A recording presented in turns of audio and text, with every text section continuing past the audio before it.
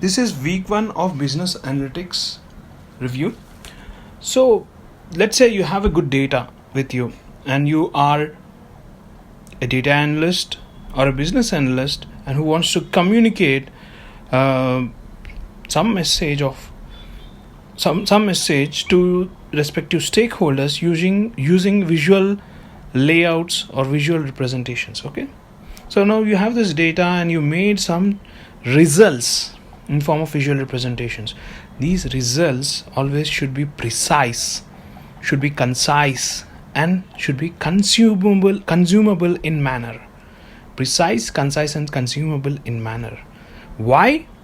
Because you want to communicate the message, which is a visual message, effectively. And again, why you want to communicate effectively? So that the respective stakeholders can take better decisions or good decisions. Why good decisions are needed? Good decisions would mean good business. So as a business analyst, as a data analyst, the main job or objective or aim should be to communicate your visual represent or your results which effectively. Communicate your results effectively, and the results should be precise, concise, and consumable. Right? Next, to give a certain background, the 70% of whatever information we consume is by vision, for example, and 30% is through mouth, ear, nose, or skin. So this is what it is. And always important thing is the results that you have obtained are mainly dependent on the techniques that you use, but not the tools that you use. Tools are just a medium or means of the techniques. If you are very good at the skill, that means that you are very good at techniques. Now, why is visual representation is used? Because we have seen that 70% of the information we consume is through vision. Maybe that is the reason. Also, a business analyst or a data analyst would work on different domains and he gets easier understanding of reality through these visual representations. Also, it can be used for the discovery of problems. Now, there's something called as visual attributes. Visual attributes are nothing but your horizontal lines or colors on your table, bold or italics. All these formatting things are called visual attributes. Always, it's a common rule to focus on when or where it is important, and not focus when something is not important. When color is not important, you don't want to color it, cell in a table. If you think that number in the cell needs to be bolded, underlined, if it is that is what you want to focus and it is important and it serves some purpose, then do it. Focus on what is important, not focus on what is not important. And other thing is there is something called as effort versus importance trap. A data scientist, let's say, or an analyst, has worked on a problem and spent 70% of his effort on data cleaning and 30% in results. Now he's going to present this to stakeholders and presents the entire presentation, and in terms of time and number of slides, let's say 70% of it on data cleaning and 30% was presented as results, and the time spent on results was only 30%. But the stakeholders expect only the results. They only see the results. They do not care about what went in data cleaning. So it is important to not to fall in the effort versus importance trap. The data scientist or the analyst might have worked or put 70% effort in data cleaning, but that importance of data cleaning is only 30%. Anyways, moving on, there is something called as umbrella principles of visual representation. Any visual representation, be it a paragraph, be it a chart, be it a graph, be it a flow diagram, whatever it is, it needs to undergo this umbrella of principles called as PIMAC principles. PIMAC. C is your charts. So C is your charts. P stands for purpose. I stands for ensure integrity. M stands for maximize data ink, minimize non-data ink. And A stands for annotate. Now, what is the purpose? So every chart that you have given, after you drew the chart, after you chart the chart, you have to make that chart go through this umbrella principles, and of which first is purpose. So what is a purpose? Generally, the purpose of any visual communication is that this chart makes the communication of the message easier. That is what it is. And through that, there are different parts called visual attributes of this chart, like the ruled lines, or certain maybe title example. All these parts make the chart, right? So are these parts also serving the purpose? Now, you have to have a clear purpose. Like, my purpose in creating this chart is dash. You have to fill this blank. So you have to ask this question every time. And also additional questions which makes more effective is, does it serve a purpose or does it not serve a purpose? And then, visual representation may not always give you a message. Maybe couple of or combined visual representations might convey a message. That's okay too. Now, coming to integrity, integrity can derail the entire analysis. So a simple typo of dollar and euro could cast aspersions on the integrity of yourself, your presentation, and the entire message that you are conveying. Also, other part of it is misleading charts. Misleading charts are not at all accepted. This is non-negotiable. Ensuring the integrity is non-negotiable. Third is maximizing data ink and minimizing data ink. So wherever you need to put the data, if you want to annotate, if it is needed, you have to do it. And minimize wherever, if you don't need any ruled lines or boldness, remove that. So that is what it is. Third one is maximize data ink and minimize non-data ink. Fourth is annotation. Annotate always critical points only if there are too many data points. You have to be clever and selective when it comes to critical points. And then and you need annotation for pie chart, definitely. Anyways, so these are the 4 umbrella principles. These are necessary but not sufficient condition for optimal representation of data. Now, there is something called as a process, which is a 3-step process of designing the data. So first is you are defining a loud and clear message, okay, which has no loss in translation, which would be clear at a glance, and no magnifying glass is needed to decipher. So you have this message. First step is to define the message. Second step is to choose the form. Once you have this loud and clear message, choosing the form is very automatic. You will choose a line chart, a bar chart, a stacked column chart, whatever, it is automatic. And then the third step is creating the design. So creating the design involves design principles. Are you following certain design principles? So that is what it is, 3-step process. Now, for example, let's say when you want to use a data table. So data table, okay, when you want to present factual communication or present a factual information or communicate a factual information of numbers without any inferences needed. Or when you want to highlight a specific item in the table, you can use the entire table. And then other thing is, let's talk about some design principles now.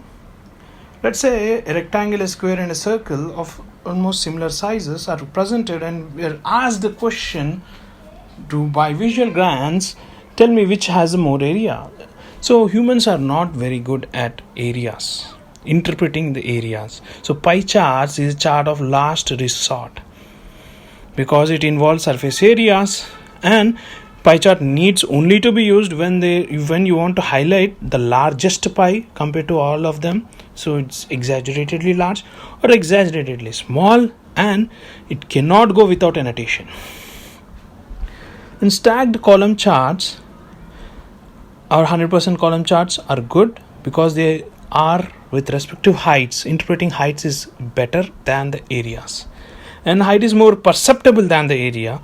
And then simple lines as you go from one mark to other mark or one bar to other mark of this column chart would help. And in case of a bar chart, is generally used for item comparison, and if there is something change over time, you use a column or a line chart. And if there is a frequency distribution, you use a histogram. And if you want to find correlation, then you can use a pair plot or a scatter plot. Now then, let's say creating design, you have a good message and you have chosen a good form, but you never ever have to use 3D charts. 3D effects have zero purpose and does not serve any purpose. What serves they may be harmless, but they do not serve any purpose. So 3D bar chart, 3D pie chart should never be used. Also, use always labels rather than legends, and use annotations, and delete some of the labels to reduce clutter. It's okay to do that. And always annotate numbers, that is, no need of horizontal lines if they are not needed. No need. Annotate numbers in the sense is a different thing. And title should be very good. And let's talk about dashboards. Collection of related displays are called dashboards. And the purpose of dashboards, it has its own purpose, and there are 4 traps of dashboards. Do not use scroll, do not use tabs, do not make it interactive, and do not overload with information. You cannot cram a lot of information onto a dashboard, so avoid cramming it all. And make sure that colors you used in whatever chart are from colorblind palette. Okay, and dashboard need not answer all the potential questions that come up. If you're having potential questions, maybe they need separate dashboards. Dashboard basic principle is scanning the big picture, zooming into specifics, and linking to supporting details. If these 3 are done, then it serves its purpose. Thank you. This is week 2 review of business analytics. Week 2 was all about guessing a distribution and confirming through some statistical tests. Now, given a distribution, to guess a distribution, we employ a technique called as VDGT. So VDGT. Let's say step 1 is V. V is nothing but visual output. We use histograms and we use box plots. Okay, you get some idea. Then D. D is nothing but descriptive statistics or summary statistics, wherein what you'll do is you'll find the mean, mode, median. If they all are equal, then symmetric, right? Symmetric distribution, right? And then you have something called as standard deviation, and you'll calculate CV from it, coefficient of variation, which is sigma by mu. So you have mean, mode, median, then CV. And what is the significance of CV? If CV is 1, we say it's exponential. Okay. Anyways, then you have skewness. If let's say skewness is 2, you again say that the distribution is exponential. Skewness is 2, you say exponential. So you have skewness. Then you have kurtosis. So and you have minimum and maximum. So from min and max, you can clearly see that if the entire distribution is in positive range, you can shortlist all the distributions which have a support as from 0 to infinity or whatever, right? And if the values are both negative and positive, then you can say like, okay, fine, you go for shortlist all the distributions which have the support of minus infinity to plus infinity. So these are summary statistics, and you infer a lot of information like this. Okay, starting with mean, mode, median, CV, then skewness, then kurtosis, and minimum and maximum values. Now these are 2 steps done. From these 2 steps, V and D, visual output and descriptive statistics, you make a guess. Third step is G, that is guess a distribution. Okay, now let's say you are 95% confident that it is a Poisson distribution. Then that confirmation should be done using a statistical hypothesis test. So T is the last step. This is test. See here, steps are like 2. First is you have to test for the independence.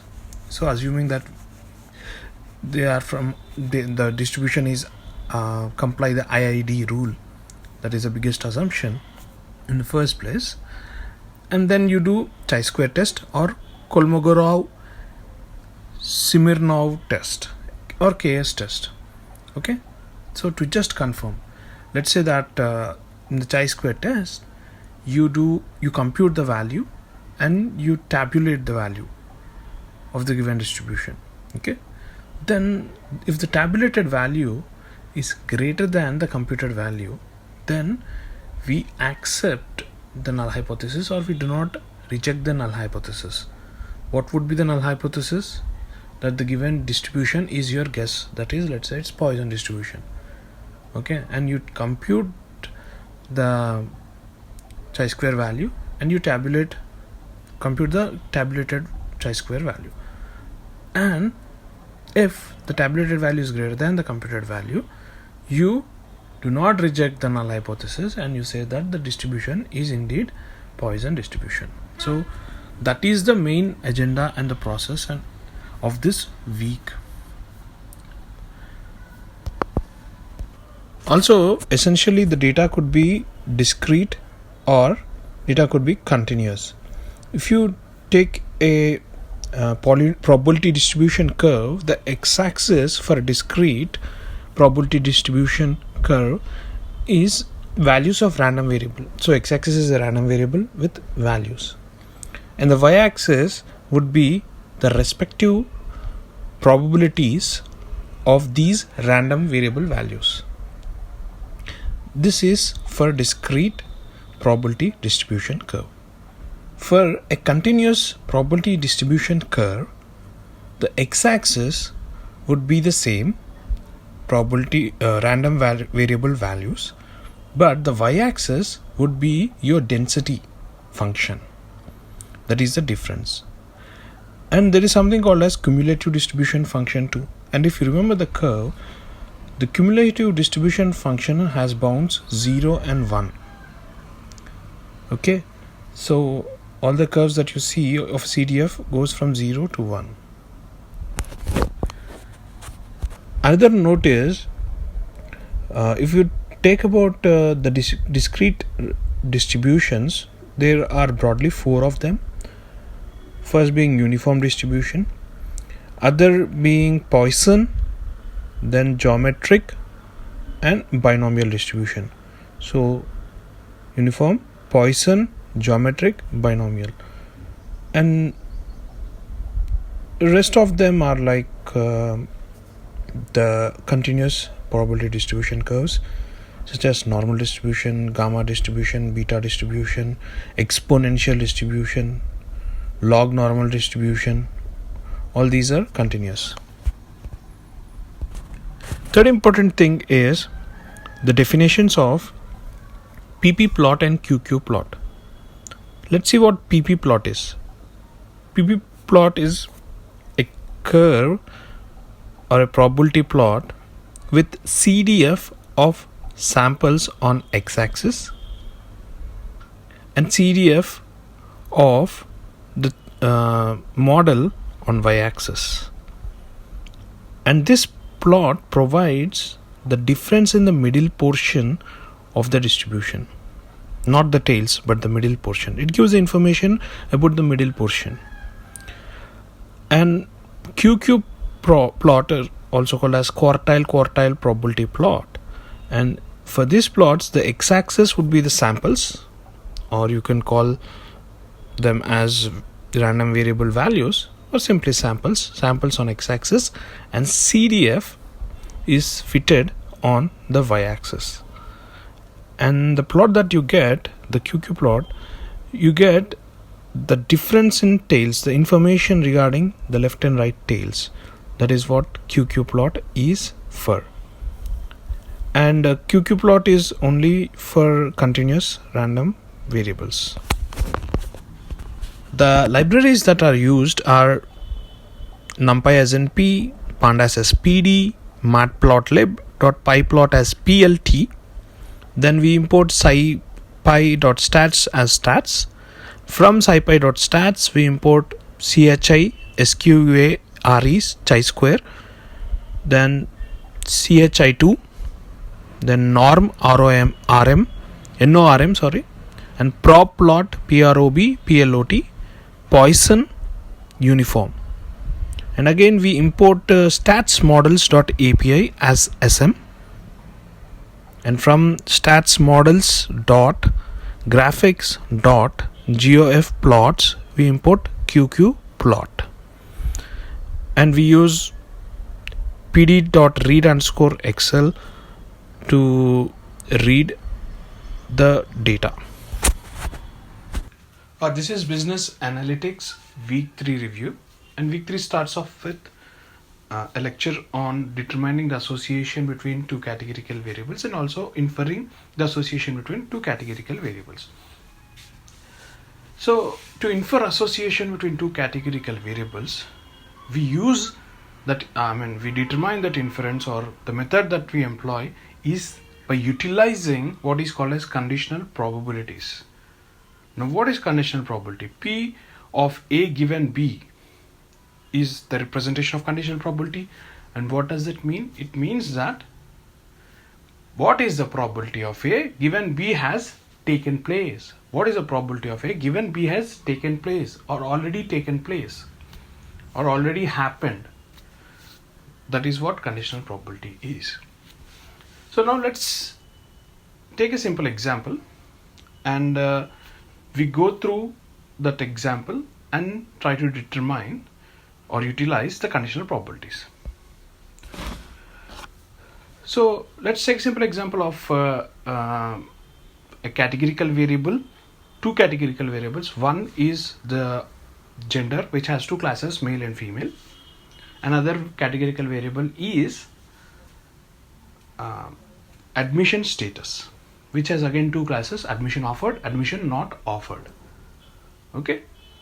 Now if you see this, and you can draw a table. Imagine you have drawn a table. Okay, you have drawn a table with your column header being your gender variable, that is you have two columns, male and female, and your admission status variable being your row header, that is you have got two rows. One row is admission offered, other is admission not offered. Now if you see the intersection of these two variables, you have four cells, right? You have four cells. Let's call them as cell 1, cell 2, cell 3, cell 4. So cell 1 is your admission offered and male, right? Admission offered and male. And cell 2 is your admission offered and female. Cell 3 is admission not offered and male. Cell 4 is admission not offered and female. So these four cells, and I have used a keyword and. These four cells are called as joint. Okay, if you determine the probability of these four cells, then we call them as joint probabilities. Now we have seen what conditional probability is. Now I'm telling what joint probability is. Now let's say the total number of students, okay, for this entire scenario is 1200. Now if I want to know the probability of admission offered and it is male, admission offered and it is male, that is cell 1. Okay, cell 1, the value in the cell 1, it can be 200, 300, whatever it could be. Cell 1, the value in cell 1 divided by 1200, the total number of students, right? That is your joint probability. So there are 4 joint probabilities that can happen and you can determine them. Now we have seen what conditional probabilities, now we have seen what joint probabilities. Now if you take this first row, what is it? Admissions offered, right? Now if you add cell 1 and cell 2, you get row total. That is total number of admissions offered. Similarly, you can get total number of admissions not offered. If you add the columns also, first column, you'll get total number of male students, you'll get total number of female students. Now, if you determine the probability of the admissions offered, probability of admissions not offered, probability of male students, probability of female students, these probabilities are called marginal probabilities.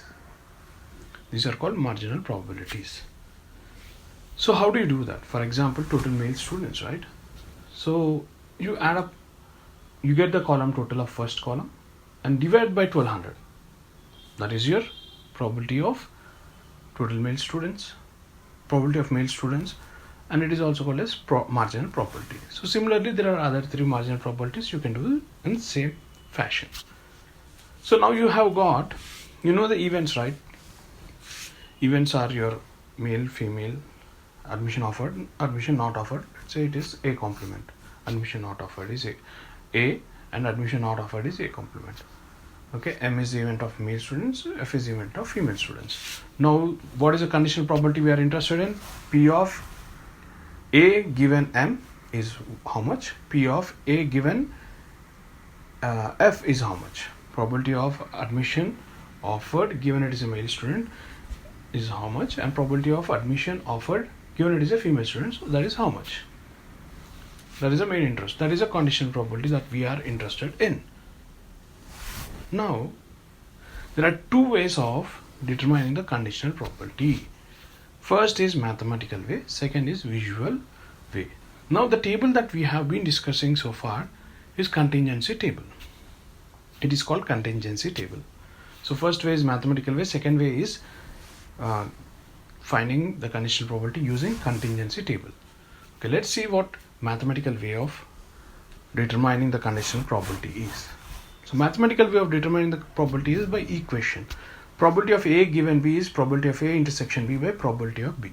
So here we are asking is probability of A given M is what? Probability of A given M is probability of A intersection M divided by probability of M. Now we know what probability of A intersection M is, right? So first cell divided by 1200 divided by, we know what probability of M is, that is column total divided by 1200, right? So you get the answer. That is how you infer. Now second method is visual method using contingency table. Now take this contingency table and what is the question? Question that probability of A given M. Given M. So focus on that. Given M. So given male. So take that male column, highlight that male column, focus on that male column. Okay. And now what you do is, he's asking what is the probability of admissions offered given it is male. Now you are focused on the male column only, and in that how many are the admissions offered? That is your cell 1. Let's say it is 288. Okay, so you take that 288, keep it in numerator, and you are focused on what? Male, right? Given male. So you take the column total, that is total male.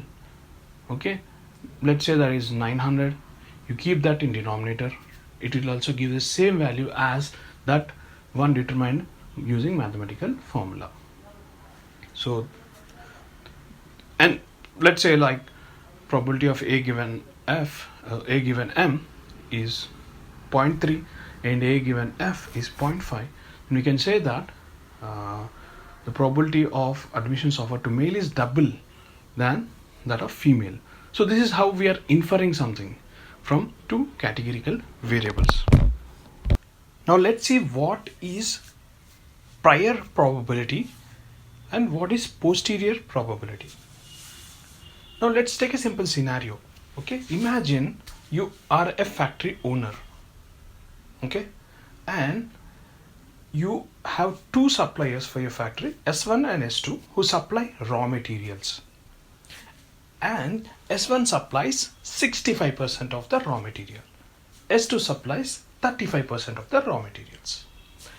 In one of the monthly review meeting, your manager comes up to you with a product with the raw material in hand and says that this is a defective product, bad quality product. Let's say it has bad quality. Now the information that you have is that, so what is the probability, or what do you think? What do you feel like this bad quality product is coming from S1 or S2? That is the main question. My inner voice would say, since S1 is supplying 65%, there's a 65% chance that this product, bad quality product, is coming from S1.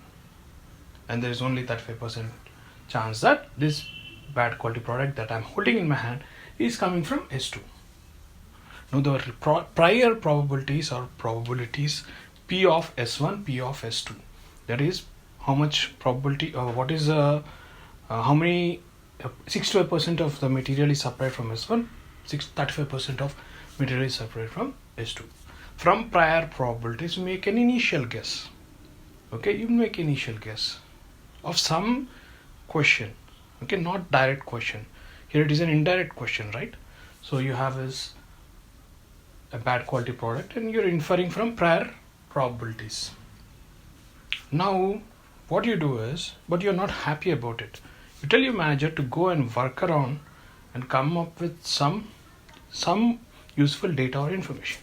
Or he goes and checks whenever there is a delivery of S1 and S2, he segregates them separately and appoints two people for each of this supplying lots and segregates the good ones and the bad ones. And over a period of time, with repeatability, he comes up with an updated information,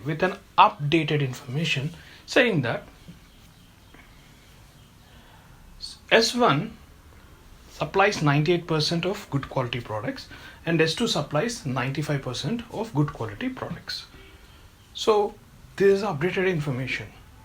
Okay, and in one of the monthly meeting again, now after this update, he comes up and brings this bad quality product. Okay, now this bad quality product that you are holding in your hand, you could calculate something called as using Bayes' rule, the probability of the same question. The probability is like what? Probability that it is from S1, S2, or it is bad, P of B, right? P of B is what? Probability that this is bad. There is only two ways. Probability that this is bad, given it is from S1 or given it is from S2. Based on that, what is the probability? And if you calculate the probability, there is only 42% chance that this product is from S1, and there is 58% chance that this product is from S2. Initially we thought 65% chance that this is a faulty product from, and most probably this would be from S1. But after applying Bayes' rule, you calculate something called as posterior probability. So prior initial guess, you have this prior probabilities initially, and then there is an update, and you have posterior probabilities. And the same question can be inferred in a different way. Now let's look at chi-square test of independence between two categorical variables. So let's take a simple example of three brands, brand A, brand B, brand C, in two cities, Mumbai and Chennai. Okay, and if let's say if you are trying to infer the relationship between the two categorical variables here, one which is brand having 3 classes or 3 categories, and other being cities, which has 2 cities, Mumbai and Chennai. And if I say that they are independent of each other, if these two are independent of each other, that would mean that if you go to whatever city, Mumbai or Chennai, equal number of people buy those brands. Let's say 45% of Mumbaikars buy brand A. And if you go to Chennai and you also observe that 44% of Chennai people buy brand A. It is also same with respect to B and C. And reverse is also true. So this is called independence. Now there is a data which has this all the information for this one. So imagine a contingency table for these 2 categorical variables with all the numbers in the cells. Now the null hypothesis is both the variables, categorical variables, are independent of each other. So as I told you, independent is nothing but as I told you what independence is. Now that is the main hypothesis. Alternative hypothesis is obviously both 2 variables are not independent to each other. Now here, first thing is you need to know what is sample and what is population. Now all the observations here, all the values that are inside this contingency table are your sample data. So these values are also called as sample data or observed frequencies. That is the first thing that you need to know. Alright. So what is expected frequency then? Expected frequency is something related to population. Observed frequency is something related to your sample. Expected frequency is something related to your population. Expected frequency is calculated by formula. How do you calculate expected frequency? For each and every cell, what you do is you multiply row total with column total divided by total observations.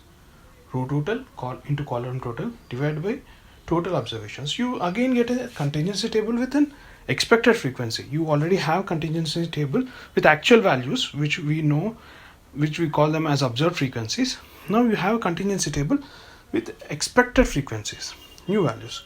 And how do you get it? Using a formula, row total into column total by total observations, right? Okay. Now, first thing is, there is a formula for chi-square. Chi-square test formula is observed frequency minus expected frequency whole square divided by total number of observations. And there is a sigma to it. So you find this, apply this formula for each and every cell, you get certain values, you add all of them, you get a chi-square value, right? That is called as computed chi-square value. And you are computed, why are you calling it computed? Because you are computing on sample. You're computing on sample. And there is something called as tabulated chi-square value. Tabulated chi-square value, which is something related to population. Now we always do computed value and tabulated value comparison. Now it's easy to compute the sample chi-square, right? A computed chi-square, right? As I told you the formula. Let's say we have computed the value and you got it at 7.009. Now there is, as I told you, there is tabulated chi-square value. How do you do it? What is the formula? So let's say you're doing it in Excel, then you use a function called as chisq.inv. In chisq.inv, there are 2 parameters. One is 1 minus significance level. So 1 minus, let's say 0.05. So, and the second parameter is degrees of freedom. Degrees of freedom here is 2. Okay. Then in Python there is something called as stats.chi2.ppf. This is the method you use, and again here also 2 parameters are there. First parameter is 1 minus your level of significance, that is 0.05, comma degrees of freedom. Let's say you use this formula, one of the formula or the method or the function in Excel or Python, and you got 5.99. You have computed value of 7.009 and a tabulated value of 5.99. Now always remember, the tabulated value should be greater than the computed value. If it is the case, then you're going to accept null hypothesis. But in our case, the tabulated value is less than the sample or the computed value. Hence, we can reject the null hypothesis and say that these two variables, categorical variables, are not independent. Now, there is another way, alternative way. What you can do is, this is for calculating the p-value. You have the observed frequency and everything, right? You use a simple method called chisq.test in Excel, chisq.test in Excel, where you select all the observed frequencies and you get a value. It is called as p-value. You can do the same thing in Python, but in Python you use stats.chi2 dot cdf instead of ppf, cdf, and you enter two parameters. First is the chi-square calculated value, second parameter is the degrees of freedom. Okay, you get the p-value. Now p-value, if it is greater than the level of significance, what is level of significance? We said alpha, which is 0.05 or 0.01, whichever you have taken. If the p-value is greater than the level of significance, you accept null hypothesis. If the p-value is less than the level of significance, you reject null hypothesis. The mnemonic to remember accepting and rejecting the null hypothesis is accept TG certificate, TG committee PG language usage. Accept TG committee PG language usage. A is accept null, T is tabulated chi-square value, G is greater than C, committee C is computed chi-square value. So tabulated should be greater than computed for to accept null hypothesis. And PG language is P value should be greater than L is level of significance to accept null hypothesis. Final point is that the degrees of freedom formula is R minus 1 into C minus 1, where R is number of rows and C is number of columns.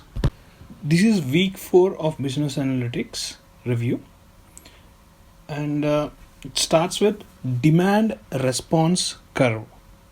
So whenever you hear this demand response curve, you can remember S3M. What does S3M mean? It means single seller, single market curve. So demand response curve is a single seller, single market curve. Okay, you are not mixing up with multiple markets or multiple sellers in a market, nothing like that. Single seller in a single market, and you are drawing on the x-axis your price and on the y-axis your demand. So what is demand? Demand is nothing but the quantities, right?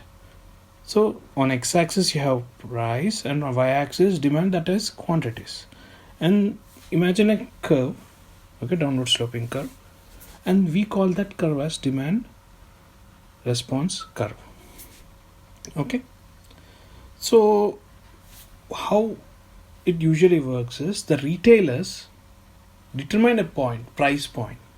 Okay, they set a price for a product. Okay, retailers set a price for a product and leave it in the market. And in the market, based on that price, a demand is determined. So what is demand? Number of products they can sell.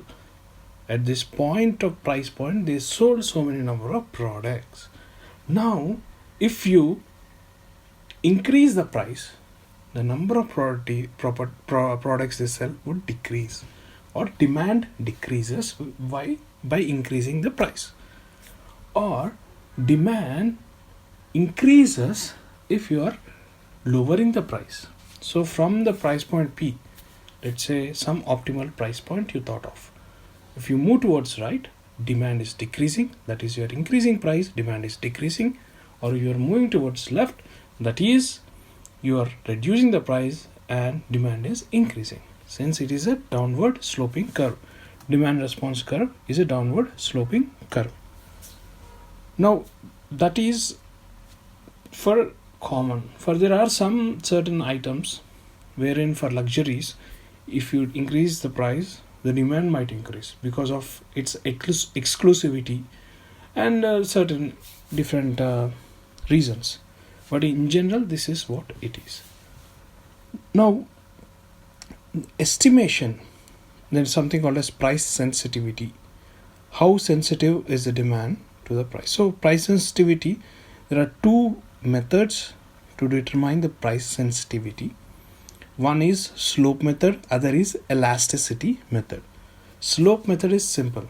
Slope method is delta D by delta P. That is change in demand by change in price. Okay. So demand is in quantities and price is in rupees or whatever. So the units for is Q per RS. Q by RS. This is one method of determining. So what is slope method? Delta D by delta P. It gives a local estimator of demand change for small change in price. For small change in price, what is a demand change? This is an estimator. Okay, demand change could be 100 quantities for 1 rupee. It may sound ridiculous just for the example I'm giving it. That is what the slope is. Now there is something called as elasticity. Now, if you talk about elasticity is based on price and time. Okay, again, elasticity is the concept of elasticity discussed is of two times, price and time. We'll see time little later. Now, what is elasticity in terms of price? See what we also told that price sensitivity is determined by elasticity. Elasticity is second way of determining the price sensitivity, just like slope, which is delta D by delta P. Now for elasticity, it is percentage of delta D by percentage of delta P. What is percentage of delta D? That is D2 minus D1 by D1 divided by P2 minus P1 by P1. So the units in the numerator and units in denominator does not exist. So elasticity doesn't have units. It's a unitless quantity. Now,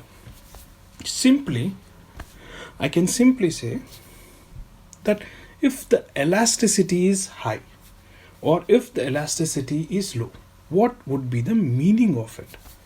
Let's say we'll take an example of high elasticity, which is elasticity 2. This would mean 10% reduction in price, 20% in increase in sales or demand is seen. 10% reduction in price, 20% increase in sales or demand is seen. So this is one form of interpretation. Now, elasticity is very low. Even though if you increase the price, there is no increase or decrease in sales. So if you increase the price, there is no decrease of sales, or if you reduce the price by so much, there is no much increase of sales. That is low elasticity. Generally, salt is one type of item wherein it is very necessary, even if the price is increasing or decreasing. If you are increasing the price or decreasing the price, it's almost zero. Elasticity is zero. It can be said that for salt it is zero. And elasticity is very low for petrol. If you increase the petrol, even though if you increase the petrol, there is no decrease in sales. Or if you decrease the price of petrol, alright. So that way, elasticity is low. Now, you can just remember this as how do you react with change in price. Do you react conservatively or do you react liberally or aggressively? If you are reacting aggressively, oh, prices decreased, let's buy it, and sales are increasing, then that is high elasticity scenario. Or if you are reacting conservatively, even though the price is increased, I don't care, that is low elasticity. Now let's come into the last thing, which is short term elasticity and long term elasticity. Two simple examples is, one, you have to buy a bike today. So the main essence of elasticity and time, you just need to remember one phrase: can I postpone it or not? Can I postpone it or not? That's it. So in the short term, the elasticity of buying a bike is high. Oh, maybe today the prices are high, maybe if it is high, okay, prices are high, I might postpone. But in long term, I know that I'm going to be more efficient. In the long term, the elasticity may be low.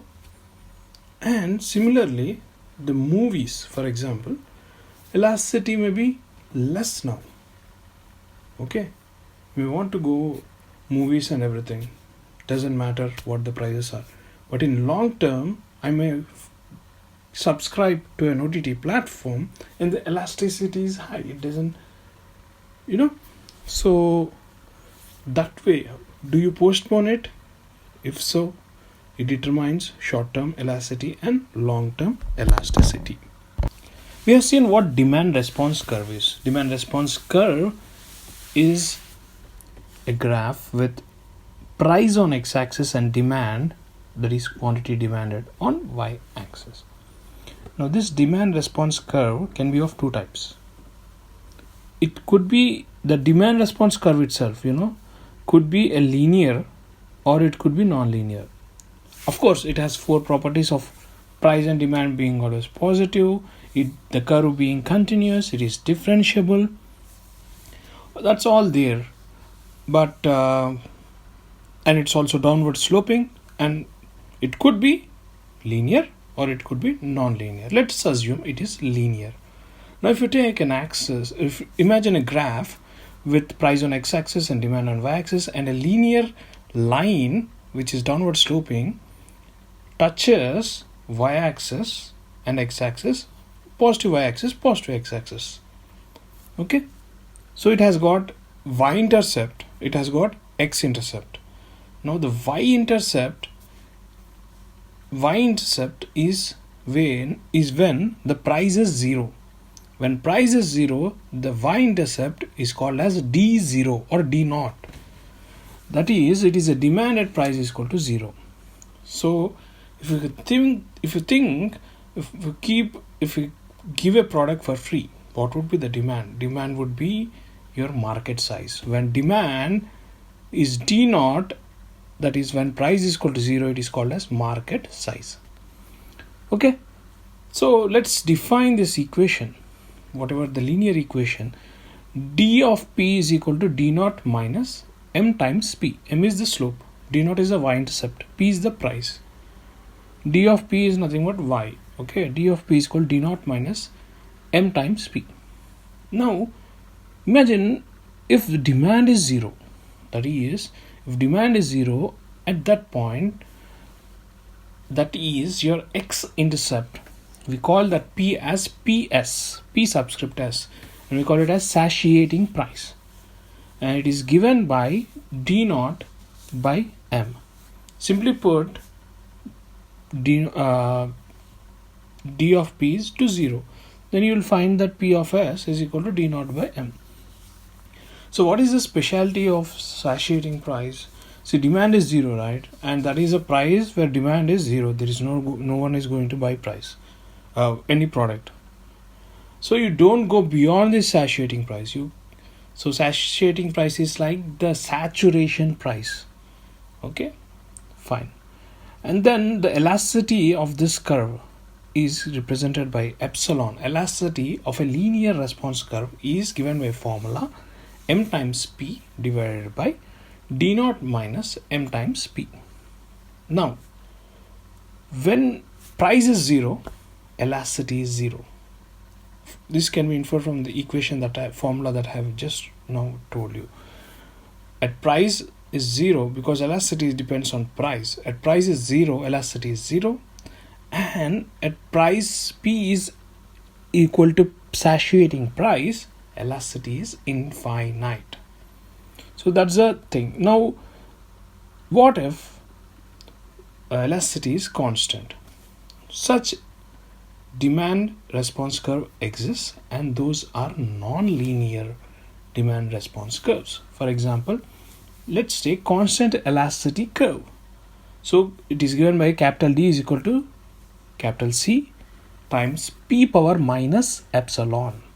So C is a constant. Let's say if P is 1, price is 1, then the demand is equal to the constant. Okay, so here epsilon is always constant, and based on that constant value you get the curvilinear elasticity curve.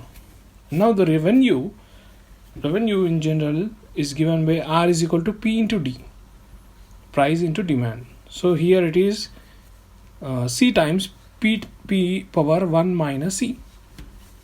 Now if you want maximum revenue, right, maximum revenue price, then you differentiate dr with dp and equate it to 0, and whatever the price value you get, it is the price at which you get maximum revenue.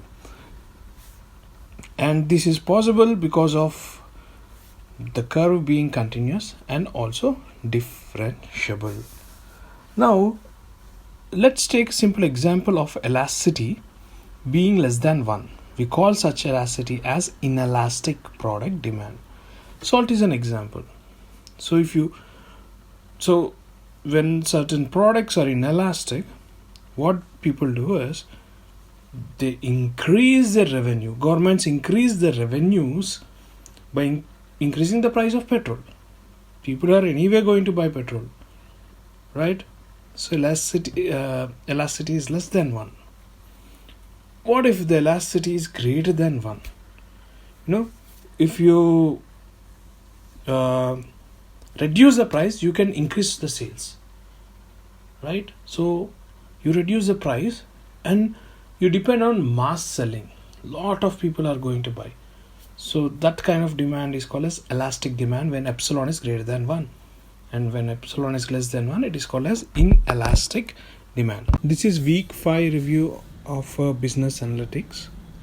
So we saw the linear relationship between the data collected upon price and demand. Now that linear relation was expressed in the equation form as P of D is equal to D naught minus M times P, or sometimes it has been expressed in terms of y is equal to beta naught plus beta 1 into x. Beta naught minus beta 1 into x. So instead of linear relationship, what if the price and the demand share a non-linear relationship? So in that case, how do you perform regression? So example of nonlinear case is a constant elasticity equation, which is d of p is equal to capital C into p whole power minus epsilon. C is constant, C is equal to D when P is equal to 1, and P is the price, epsilon is the elasticity. This is constant elasticity non-linear relationship between price and demand. Now how do you perform linear regression on this? So in order to perform, what you need to do is you need to transform this into a linear function and perform regression in Excel. So to transform, we follow guidelines. What are the guidelines? Guideline is simply given by an image. Okay, imagine a 4 quadrants. Okay, quadrant 1, quadrant 2, quadrant 3, quadrant 4 of coordinate axis. Simply draw a circle with center of the circle being the origin, and consider the first quadrant and the shape of the first quadrant. Okay, if you want that kind of shape, then the transformations are y square and x square. Y square and x square. If you see quadrant 2, and the transformations for a shape that is represented in quadrant 2 are log x 1 by x, log x and 1 by x. And if you wish to have, or if you have a linear curve in the shape of quadrant 3, then it is log y comma 1 by y, log x comma 1 by x. And the shape represented in quadrant 4, if you want that, it's log y comma 1 by y. So let's say that the shape of the price and demand for the given data is in form of something similar to that of quadrant 3, and the transformations, the required correct transformation according to this is log y comma 1 by y or log x comma 1 by x. That means y and x should be is a log, right? So what we do is we'll take this d is equal to c times p power minus epsilon. We apply log on both sides. Then it becomes log of d is equal to log of c minus epsilon times log of p. Now consider y to be log of d and p to be log of x to be log of p. This is similar to y is equal to beta naught plus beta 1 into x. Now this entire thing has become a linear regression problem. Now once you make this into linear regression problem, what you do is you go to Excel, go to add-ins, maybe go to data, and then or Excel and then preferences, find the add-ins section and then do add-ins, add data analytics. Then under data you'll get data analytics. You select the columns. Before you select the columns, you need to transform the columns into ln p and ln d, and you select those ln p and ln d columns, and go to data analytics, select regression, then select the columns with confidence interval of 95%, that is the level of significance is 0.05, and label, select the option label, and you'll get summary output. In the summary output, the first thing that you see is multiple R. What is the meaning of multiple R? The meaning of multiple R is the coefficient of correlation. It gives you the strength of association between the two variables. What are those two variables? Log D and log P. But it does not give the sign. It does not say that if one is increasing, the other is increasing or decreasing. It does not say that. So in order to know even the direction, there is a function in the Excel which is equal to CORREL. Okay, and in this there are two parameters. You need to select two arrays, array 1 and array 2. Then you'll get, for example, minus 0.90. It means that it is a strong association between the variables, and if one is increasing, other is decreasing. Fine. Now there is something called as R square. R square is nothing but, let's say R square is 0.81. The meaning of this is 81% of variability by the response variable is explained using this R square. How much variability of response variable given the explanatory variable is what is R square. And there is standard error. Standard error is the standard deviation of the errors. And then we have ANOVA statistics. ANOVA statistics tells whether the regression is significant or not. Always remember, the null hypothesis for ANOVA is given regression is not significant, and the alternate hypothesis is a given regression is significant. Now, how do you know if it is significant or not? In the ANOVA statistics, there is something called as significance F. The significance F is same as the p-value. Let's say the p-value is 2.7 into 10 power minus 12. P-value is far less than alpha value, which is 0.05 that we have seen the level of significance. Hence you reject the null hypothesis that the regression is not significant. Therefore you conclude that the regression for this particular example is significant. And also you'll get the intercept and the slope values. Now what are the intercept and slope values? Log C is intercept, and let's say you got 11.23. Now therefore you can calculate the value of C. C is equal to e power 11.23, and epsilon you get a value of minus 1.5 minus 1.5, which is slope. So your equation becomes D is equal to e power 11.23, that is C, then p power 1.5. so that is what your equation looks like. And what does E, elasticity 1.5, represent? Generally elasticity greater than 1 is called as elastic. We term them as elastic, and less than 1 we term them as inelastic. Now when elasticity is greater than 1, let's say it is 1.5, 10% increase in prices, there is a 15% decrease in demand, or 10% reduction in price, there is 15% increase in demand. That is what the interpretation is. Now let us look at optimal pricing and revenue maximization. For this, let us consider a simple linear relation between the price and demand.